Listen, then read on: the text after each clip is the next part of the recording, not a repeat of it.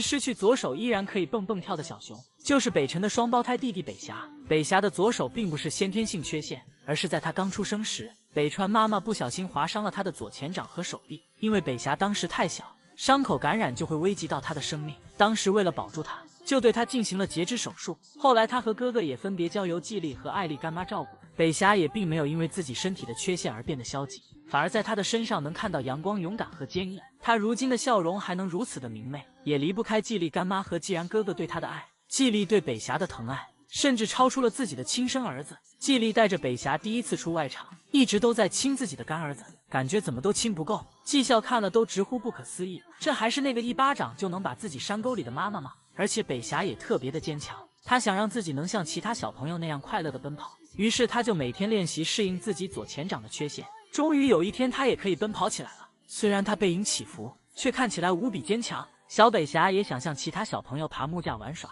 于是她就不断练习。纪莉干妈怕她掉下了摔伤，本来想阻止她，但后来纪莉抬起的手又放下来，把阻止变成了守护。孩子想成长，纪莉选择尊重他。北霞也从不让人失望，很快她不仅学会了爬木架，她还能倒挂在上面耍帅。小北霞也是他们这一届武力值的代表，打架即便处于劣势，她也从不认输，一定是想办法再打回来，直到打赢为止。但现在她和哥哥姐姐在一起基本不打架，哥哥姐姐都特别宠她。北霞趴在地上睡觉，柯念就跑过来和弟弟贴贴，后来甚至他坐起来喊弟弟躺在他的怀里。看到这一幕真的感觉很温暖。北霞和柯念坐在一起吃饭，柯念吃完了就看向北霞，本来以为他是要抢弟弟的吃的，结果让人出乎意料的是，他只是亲了弟弟一下。既然也很宠弟弟，北霞抢他吃的，他基本都不躲。有一次既然和柯念坐在一起吃竹子，北霞过来抢柯念的竹子，但被柯念拒绝了。既然还看一眼柯念，好像在责怪柯念怎么不给他。后来北霞又去抢既然的竹子，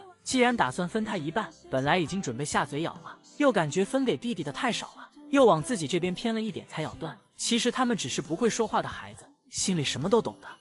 这坐姿霸气的小熊，正是基地新晋的黑恶势力，人送外号邪恶姚丽蓉的小鳌拜。看他坐在大宝座上，眯着眼睛仰着头的样子，妥妥的拿捏了纨绔子弟的气质，一看就是那种狠混的坏小孩。曾经的小鳌拜扁扁的一只，趴在草地上的样子就像一张熊猫毛毯。然而如今的小鳌拜不仅完成了从2D到3D的逆袭，还打破了只要被那个女人亲过就会长成战五渣的魔咒。小鳌拜之所以会被称为黑恶势力，一方面是因为他真的很能吃，即便招美妈妈的奶大部分都被他吃了去，他还要抢小金豆的盆盆奶，所以就算他坐在第2排，看上去也要比第1排的小金豆的脑袋大上1圈，体型上也要比小金豆大好多，以至于他和小金豆同框时，有不知情的游客竟然以为他是待宰母猫。另一方面是因为小鳌拜这孩子歪得很，日常不是打奶爸奶妈，就是打招美妈妈，小金豆自然也逃脱不了邪恶姚丽蓉的魔爪。小鳌拜仗着招美妈妈脾气好，整天欺负干妈，仰着小手打招美，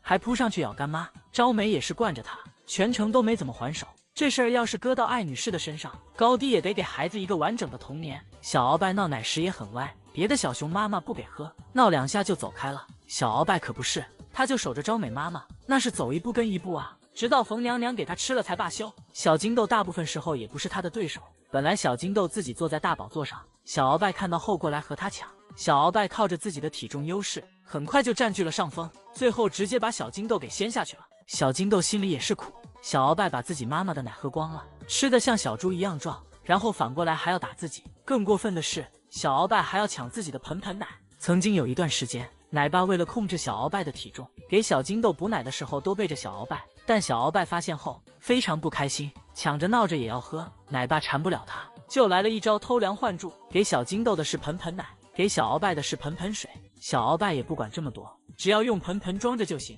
一口气就全干了，甚至喝完后还让奶爸给他擦嘴。看得出来小鳌拜还是很注重仪式感的。平时小鳌拜犯浑的时候，奶爸也是缠不了他，每次抱他都把自己憋得脸通红，小鳌拜自己还笑眯眯的。由此看来，网友送他这个邪恶姚丽蓉的外号和小鳌拜还是很贴切的。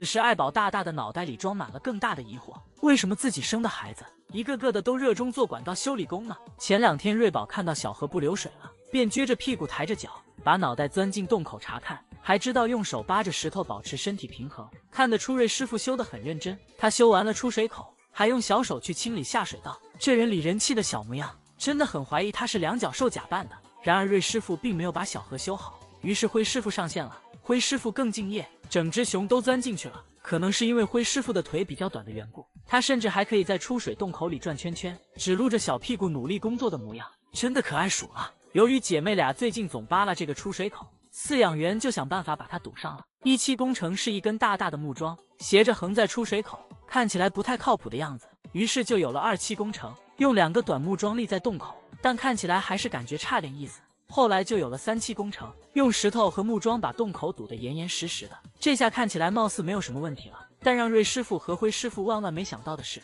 竟然还有47工程，整个小河都用雪覆盖住了，这下是彻底没得挖了。福师傅在寒武宫的时候也学了一手修理管道的好手艺，把脑袋钻进出水口，仔细的检查，认真到小屁股都在用力，趴着检查不明白就躺着检查，只能说在维修这方面福师傅是专业的，但因为工程难度比较大，福师傅努力到身体都扭成了麻花。当福师傅修得正认真时，饲养员用竹子挠了他的屁股，福师傅孤勇的这一下真的太好笑了。现在福师傅维修的本领也不减当年，他在喝水时感觉自家水渠的流水有点小，于是就循着水流找到了出水口，先低着脑袋观察了一下，然后就是哐哐一顿干。就看福师傅这手法和这姿势，真不愧是年龄4岁却有着3年维修工龄的老师傅了。最后让人没想到的是，他还真的就从里面掏出了一个水泥片子来。福师傅的工作初见成效后，他干的就更起劲了，连续修了好几天，水渠的水流好像真的大了一点，要不说还是福师傅的手艺好呢。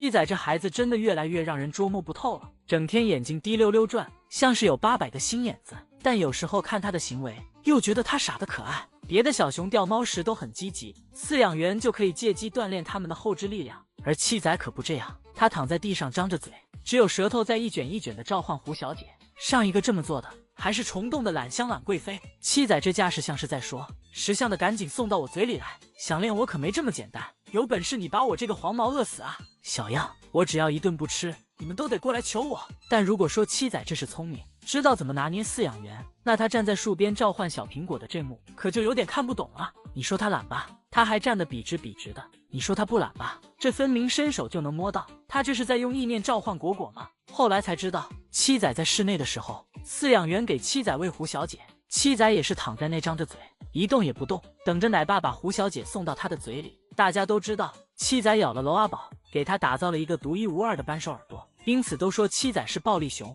不仅如此，他还跑去给乐乐绘声绘色地讲述他咬阿宝的过程。更搞笑的是，他还模仿老丈人脚拖脸的招牌动作，只是阿宝腿长，看着挺帅的，七仔腿短，这个动作做起来看着就憨憨的。听到这感觉七仔是有些茶里茶气的，但七仔又很善良，喜鹊啄他的毛，他也不生气。他们有时候甚至非常嚣张地飞到七仔的头上，但七仔还是会和喜鹊和谐相处。七仔因为基因珍贵，所以他可以随便挑媳妇儿，但他偏偏又是最不挑剔的那一个。饲养员说七仔很博爱，不管高矮胖瘦，年龄大还是年龄小，七仔都很喜欢。七仔想动的时候，可以为了一口胡小姐走上2里地，不想动的时候，那真的是一点都不动。现在都说不清七仔到底是大智若愚还是大愚若智了。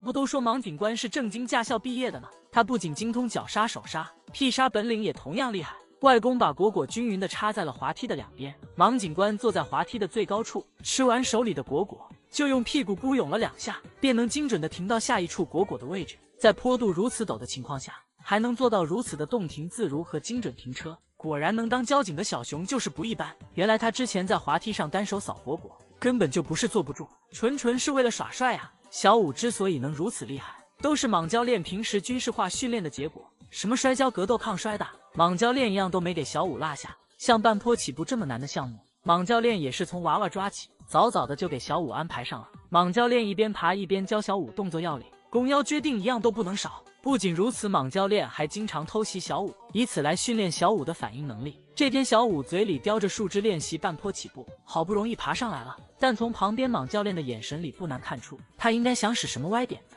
果不其然，当小五背对着他的那一刻，莽教练一个偷袭便把小五打倒在地，然后自己趴在木架上埋着脑袋一动也不动，好像什么事都没发生一样。莽教练还教小五执法的时候要强势些，碰到闯灯的要薅住他不让走。和小五现场演练的也很到位。莽教练还教小五碰到肇事逃逸的要去追，实在追不上要多动脑子，比如可以采取超近道的方式截住他，然后突然跳出来吓他一跳。不得不说，莽教练还是有几下子的，真不愧是虫洞越狱第一熊。而且自从小五上任后，隔壁疑似熊贩子的梁老六连夜跑路了，现在住的是虫洞战神大宝哥。本来就觉得梁老六神神叨叨的很可疑，这下连夜跑路就更有问题了。